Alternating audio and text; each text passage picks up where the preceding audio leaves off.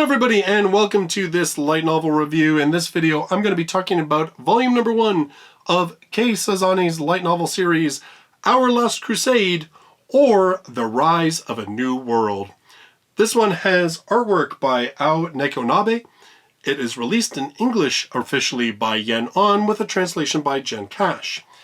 If you'd like to pick up your own copy of this one, I do have links in the description down below. Our Last Crusade tells the story of two nations at war, the technologically based Empire and the magic-based Nebulis sovereignty. Within the Empire, we have swordsman Isuka. Now, Isuka, when the story starts off, is in a lot of trouble. He's in a lot of hot water because, well, he's kind of been branded a traitor. I won't tell you why. We won't spoil things. But in any case, as the book opens up, he is brought out of jail because he's an incredibly powerful swordsman who can wield two very specialized blades.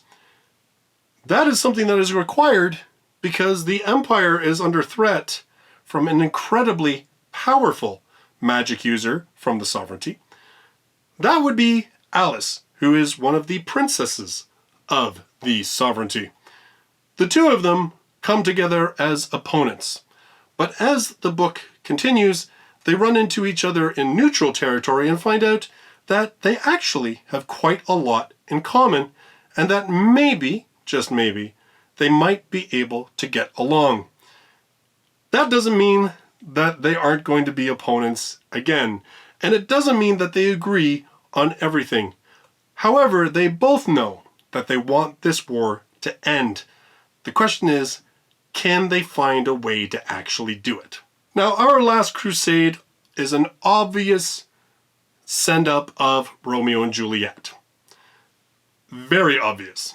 Although, of course, a very light novel take on it, because it's not good enough just to have them from warring families. There's got to be magic and technology and everything else involved in the whole shebang. I personally think this book is at its best when it is having some nice slice-of-life-y interactions between Isuka and Alice, and also when it is just having its throw-down action-type stuff. I won't tell you when all those action things occur, but let's just say there's a couple of different action sequences. It does its best when you kind of compartmentalize those things. What I find bothersome about the book is that it keeps finding very, well, overly convenient ways to have Alice and Isuka continue to run into each other as both opponents and, more often, as people in neutral territory. It's a little too convenient sometimes. It lacks the idea of any kind of plausible truth at all. Yes, I know it's fantasy, it's not truth in any way, but I just mean that when you're reading the book, you're like, there is no way that these two characters who are from completely separate worlds are this similar and going to end up in these exact same places this many damn times. It's just not realistic. And it kind of took me out of the book a little bit, which is too bad because there are some other elements to it that are fairly decent. Now, Kei Sazane is actually a really well-established light novel author. If you go onto like the light novel database and look him up, you'll see a ton of titles attributed to his name. But that doesn't really translate really well into this book. I think it does with the characters, but that's mainly because the characters are such good representations of typical light novel archetypes. The actual writing, though, doesn't come across as being overly experienced. It seems just very pedestrian and very just by the numbers. I didn't really find myself drawn into it in the way that I am with, say, a Danmachi or even ReZero for that matter. There's not a ton of world building to this one, but I think that's because we are kind of getting introduced to everything, and the priority in this first book is obviously establishing the relationship between Alice and Isuka. That said, there were a couple of promising moments that made me interested in just kind of where this story might go. in particular, there was sort of a very Evangelion-ish type end to this book. And the Evangelion nerd in me found myself like, oh? I know I'm just being trapped and roped into it, but I just, it clicked with me, and I admit it is probably just because I am an Evangelion fan from many, many years back, that the second that I see like a committee of faceless individuals making certain statements and stuff, I can't help but Evangelion pops into my head. Actually, in a way, when I think about it, you know, the artwork for this one is almost a perfect metaphor for the book itself. So the cover for this one is really appealing to me. It's obviously Alice. It's, you know, I mean, okay, she's a little busty, but whatever. But I love the colors. I love like the details on her outfit. The pose is dynamic and everything else. And so like I found myself, even when this came out in Japan, and it hadn't even been licensed here yet, I found myself drawn to this image. And actually, this is the same artist as the Battle Divas series from Soul Press. So if you're looking at the artwork and you think it looks a little familiar, well, that's where it's from. Now, here's the thing. So we have this really nice artwork here. And like I said, lots of detail and everything else. Now, we open it up, and the very first page, you can see Alice already doesn't look as detailed. As we get further into the book, the images are actually very dark and obliterate a lot of detail, and even Isuka's design is nothing to really get all that excited about. And even early on, despite the author talking about how ornate her headdress is and everything else, you can see just how much detail has completely been left out on Alice on this piece of artwork. So you have this like artwork that has so much promise to it, and then as you get into the book, it's not bad, but it certainly doesn't live up to the cover. And I kind of feel like that's the way this book is that it has some really good ideas in it. It had a couple of things that hooked me.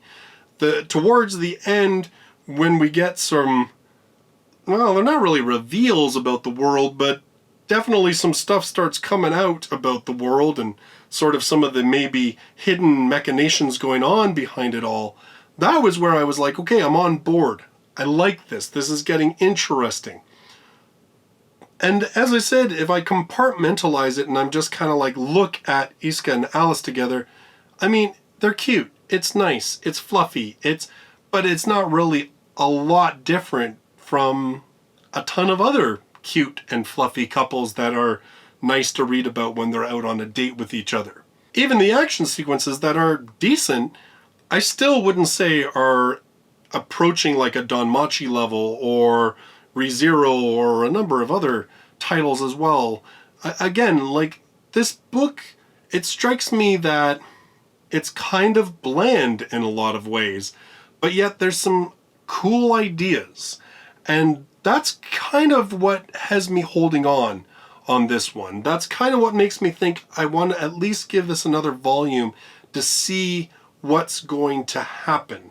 Because with that Evangelion-ish kind of epilogue on it and sort of the main battle that happens towards the end of the book, those things made me curious. Those things kind of made me go, well, maybe I want to be in this for the world.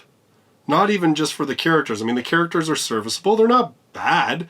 I mean, the side characters, well, they all fill real normal archetypes as well. We've got the commanding officer who's a bumbling lolly. We've got the uber energetic childhood friend. We've got the cool, calculating childhood friend. We've got the sword master who's suddenly gone absent, but maybe there's more to him than meets the... You know what I mean? Like...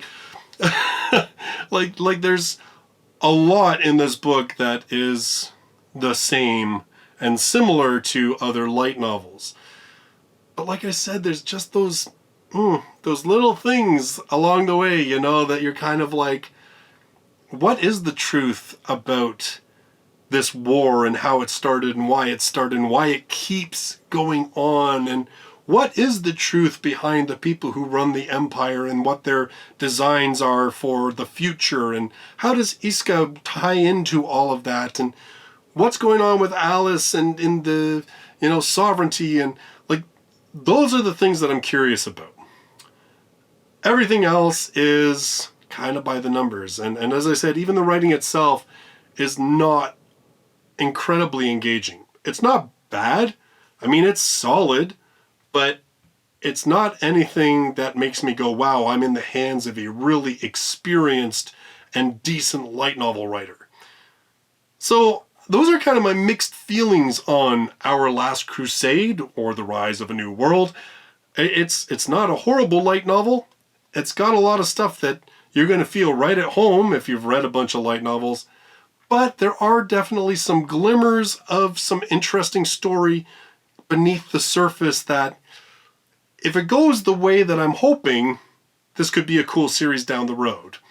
If it doesn't, then I won't be reading any more of it.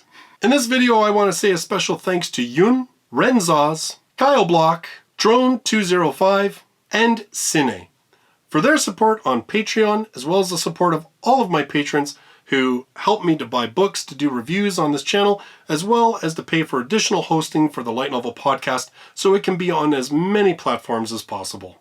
So, after a bunch of introspective Shinkai and war-torn lovers, I kind of feel like I need something to laugh at. So I'm going to be reviewing another volume number 1 of a series that came out in the last couple months, and that is going to be Combatants Will Be Dispatched. This one is from the same author as Konosuba, so kind of gives you an idea of the pedigree of this one and what to expect. So that'll be my next review. In the meantime, thanks for joining me in this video, and I look forward to seeing you in the next one. Till then, bye-bye for now.